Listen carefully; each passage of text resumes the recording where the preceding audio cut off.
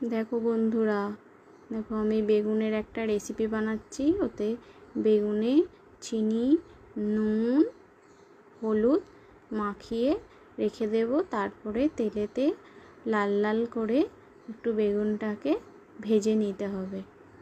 দেখো আমি ভাজছি। ভেজে নেওয়ার পরে এবার আমার ভাজা কমপ্লিট হয়ে গেছে। এবার আমি তুলে নেব। তুলে নিয়ে এবার একটু মশলাটা বানিয়ে নেব।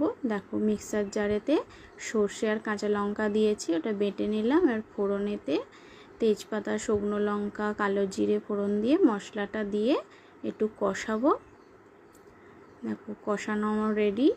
এবার তারপর বেগুনগুলো দিয়ে দিলাম, দিয়ে একটু নাড়িয়ে চাড়িয়ে নেব। এখন নাড়তে নাড়তে আমার হয়ে এসেছে। এবার আমি নামিয়ে নেব। একটু কাঁচা তেল ছড়িয়ে দিলাম, দিয়ে তোমাদেরকে পাঠিয়ে দিলাম। তোমরা দেখো, দেখে বলো কেমন হয়েছে।